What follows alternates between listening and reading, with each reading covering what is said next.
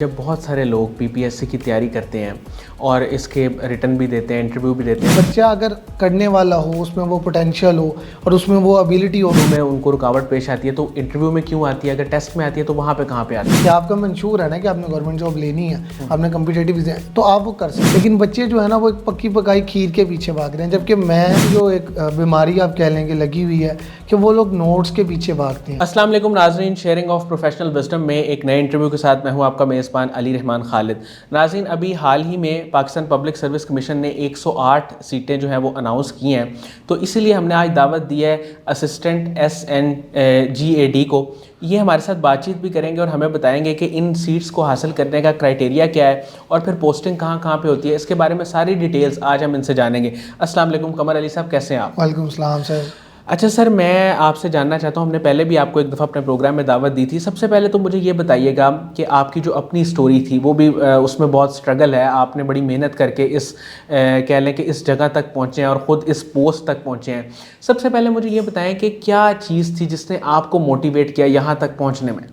Sir सबसे पहले ये चीज़ होती है कि थ्रू आउट हमारे एजुकेशन, जब हम तलीम के उस फेज़ में होते हैं तो हमारी कोशिश ये होती है कि हम अगर पुलिस वालों को देख रहे हैं या किसी असिस्टेंट कमिश्नर, डिप्टी कमिश्नर, इन चीज़ों को देख रहे हैं तो हर बच्चे की उसके अंदर ख्वाहिश होती है कि हम जो है वो गवर्नमेंट जॉब की तरफ आएँ। सबसे बड़ी इसकी सिक्योरिटी ये है कि जैसे आपको पता है कि 2019 में कोविड आया तो एक मैस लेवल के ऊपर जो है वो लोगों को जॉब से जो है वो निकाला गया। तो सबसे ज़्यादा गवर्नमेंट जॉब की एक जो सबसे बड़ी बात है वो है जॉब सिक्योरिटी। उसके बाद अगर मैं कोई चीज़ देखूं तो उसमें सोशल रिकॉग्नाइजेशन बहुत ज़्यादा है कि जब आप जो है वो कहीं सर्व कर रहे होते तो लोग आपको पहचानते हैं। मेरे साथ भी अक्सर ऐसा होता है कि अगर मैं अपने ऑफिस से निकल के नारकली वाली साइड पे हूँ तो अक्सर लोग मुझे वैसे ही जानते हैं बाय फेस कि यार ये बंदा वहाँ पे सर्व कर रहा, तो एक इंसान को एक इनर एक सेटिस्फेक्शन होती है कि मैं एक अच्छे रास्ते पे हूँ। अभी रही बात मेरी स्ट्रगल की, तो मैंने 2019 में जो है ये मुझे मेरे दोस्तों से पता चला कि इस तरह जॉब्स आती हैं। ये प्लेटफॉर्म है जिसमें Punjab public service commission, FPSC, ये वो प्लेटफॉर्म्स हैं जहाँ पे गरीब के बच्चे को जॉब एक मेरिट पे मिलती है, ताकि जो है वो लोगों में एक पॉजिटिविटी रहती है कि हर जगह जो है वो पैसा, अक्सर र्यूमर्स मिलते हैं कि पैसे की बेस पे जॉब मिल रही है, जबकि ये जो दो इदारे ऐसे हैं कि जहाँ पे मेरिट के ऊपर आपको जॉब मिलती है। हाँ, आपको स्ट्रगल करनी पड़ती है। और मैंने जो कि अपनी तैयारी स्टार्ट की थी, 2019 में कोविड आ गया, मैं और मेरा मास्टर्स चल रहा था इसके पैरेलल, तो मैंने घर बैठ के जितनी तैयारी कर सकता था मैंने की। मेरा पहला एग्ज़ाम हुआ सब इंस्पेक्टर पंजाब पुलिस का, उसमें मैं नॉट रिकमेंड हुआ, रिटर्न मेरा क्वालिफाई था। इंटरव्यू में बिफोर एक रात पहले मुझे जॉन्डस हो गया, so I could not perform well in the interview, और जिसकी वजह से मैं नॉट रिकमेंड हुआ। और नॉट रिकमेंड के बाद मैं लाहौर में पहला नॉट रिकमेंड था, तो मैं होपफुल था कि हो सकता है कि वेटिंग से बुला लें, लेकिन एट दैट टाइम पॉलिसी पता चली कि पंजाब पुलिस वाले वेटिंग को नहीं बुलाते। आफ्टर दैट फिर वो एक थोड़ा सा एक गैप था, मेंटली डिप्रेशन, फिर दोबारा किताबें पकड़ी। तो इसी टेन्योर में मेरे कुछ साउथ पंजाब के दोस्त थे, उन्होंने मुझे जो है वो एक मेंटोर थे राना असलम साहब, वो अब हर बंदा उनसे वाकिफ़ है कि जो सर्विसेज वो प्रोवाइड कर रहे हैं और हम मिलके सारी चीज़ें लेके चल रहे हैं। तो मैंने उनसे जो है ना वो अपनी बेसिक नॉलेज को जो है ना इम्प्रूव किया। उसकी रीज़न ये है कि रट्टा लगा के मैं रिटर्न तो क्वालिफाई कर रहा था, लेकिन मेरे से इंटरव्यू में परफॉर्म नहीं हो रहा था। उसकी रीज़न ये थी कि हम रट्टा लगा के चीज़ों को याद कर लेते हैं, लेकिन इंटरव्यू में क्वेश्चन होता है why, what, how, creative question. वो आपका एनालिसिस चेक करते हैं कि बंदे का कितना थिंक टैंक है, तो मैं उसमें जहाँ परफॉर्म। लेकिन जब मैंने अपने बेसिक जो कॉन्सेप्ट्स हैं उनको अच्छे से जो है वो क्लियर किया, मुझे सारी बेस मेरी ग्राउंड बन गई। तो आफ्टर दैट मैं 2021 में जब दोबारा PPSC के एग्ज़ाम स्टार्ट हुए तो आई वाज द वन जिसने तहसीलदार का एग्ज़ाम, नायब तहसीलदार का एग्ज़ाम, असिस्टेंट SNGAD जिसमें मेरी करंट पोस्टिंग है, उसके बाद पंजाब पुलिस, नायब तहसीलदार, sub inspector FIA, inspector customs, preventive officer, ये वो सारी मेजर सीट्स हैं जो बीइंग अ स्टूडेंट और बीइंग अ कम्पिटेंट एस्पिरेंट हमारी हर बच्चा ख्वाहिश करता है कि हाँ यार मेरी ये जॉब हो जाए। तो उसके बाद जब मैंने नवंबर में 2022 में ये जो आपने सीट्स मेंशन की कि 108 आई हैं, ये जो सर ये मुझे बताइएगा कि जो अभी 108 सीट्स आई हैं, इन तक पहुंचने का एक तो सबसे पहले क्राइटेरिया क्या है कि किस तरह क्वालिफाई कर सकते हैं, और फिर इस पे क्या पर्क्स, क्या बेनिफिट्स मिलते हैं? सबसे पहले तो ये चीज़ है कि ये पंजाब पब्लिक सर्विस कमीशन की तरफ से ऐड नंबर 14 आया जिसमें ये 108 सीट्स हैं, जिसमें 99 ओपन मेरिट हैं, 2 वुमेन कोटा के हैं और कुछ सीट्स जो हैं वो मिनॉरिटीज़ के लिए हैं और कुछ स्पेशल पर्सनस के लिए। अब इसकी सबसे पहली जो रिक्वायरमेंट है that is your education. Simple, अगर आपने 14 साल की एग्जाम, आपका बैचलर्स है, आपने सिंपल BA किया हुआ है तो यू आर एलिजिबल, आप इस पोस्ट पे अप्लाई कर सकते हैं। अब इसके साथ जो इसकी एज की रिक्वायरमेंट्स हैं वो मेल के लिए 30 है और फीमेल के लिए 33 है। और अगर कुछ पर्सन जो इन सर्विस हैं, जो जॉब कर रहे हैं पंजाब के किसी इदारे के अंदर, तो उनके लिए एज रिलैक्सेशन भी रखी गई है एज़ पर रूल्स कि अगर आपकी 30 ईयर से पहले रेगुलर आपकी सर्विस हो गई है तो यू कैन अप्लाई। जो फेडरल के एम्प्लॉयज़ हैं या कोई ऑटोनमस बॉडीज़ के एम्प्लॉयज़ हैं उनके लिए जो एज क्राइटेरिया वो फिक्स्ड है, मेल का 30। और इसका जो सबसे इम्पोर्टेंट चीज़ है वो ये है कि इसके 2 फेज़ होंगे।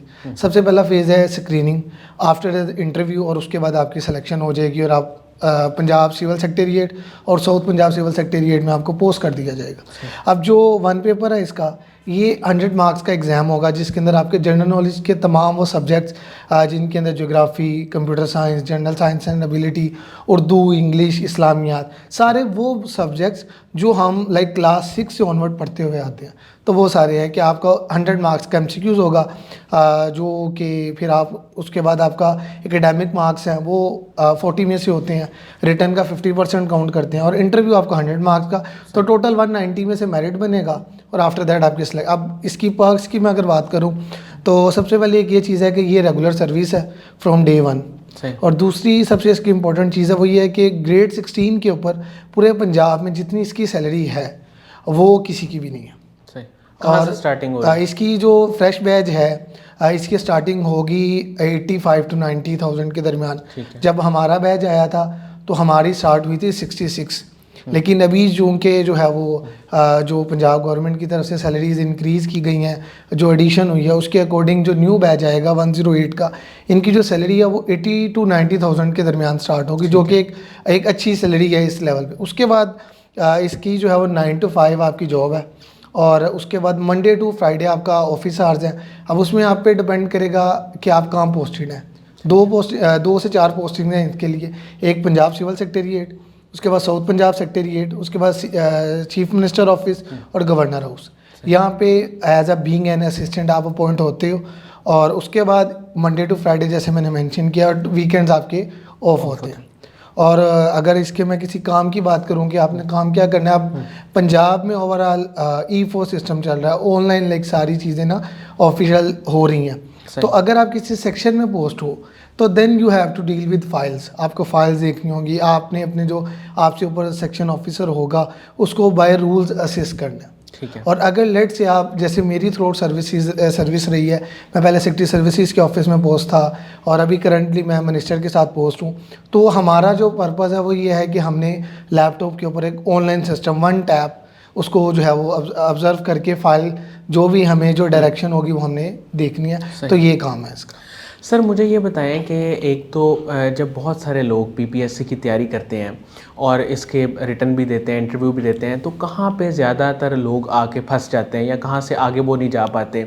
अगर इंटरव्यू में फंसते हैं, इंटरव्यू में उनको रुकावट पेश आती है, तो इंटरव्यू में क्यों आती है? अगर टेस्ट में आती है तो वहाँ पे कहाँ पे आती है? जैसा कि मैंने पहले मेंशन किया है कि तैयारी जो है ना एक बड़ी, एक अगर आप एक टू द पॉइंट तैयारी करेंगे ना तो वो आप होंगे। मेजॉरिटी जो मार्केट के स्टैंडर्ड्स हैं, जो मार्केट में जो बच्चे तैयारी कर रहे हैं वो इस तरह करेंगे। सबसे जो एक बीमारी आप कह लेंगे लगी हुई है कि वो लोग नोट्स के पीछे भागते हैं कि अगर कोई भी बंदा है वो अगर किसी सोशल मीडिया प्लेटफॉर्म पे पोस्ट करता है ना कि मेरे पास ये नोट्स हैं, तो वो बच्चे जो है ना उसके पीछे भागना शुरू कर देते हैं। वो उसके ऊपर चार्ज करे, फ्री दे, वो हर इंसान पे वेरी कर रहा है, लेकिन बच्चे जो है ना वो एक पक्की पकाई खीर के पीछे भाग रहे हैं। जबकि मैं बीइंग एन एस्पिरेंट मैं ये सजेस्ट भी करूँगा, एडवाइस भी करूँगा कि जो नोट्स है ना, नोट्स वही हैं जो इंसान अपने हाथ से बनाए।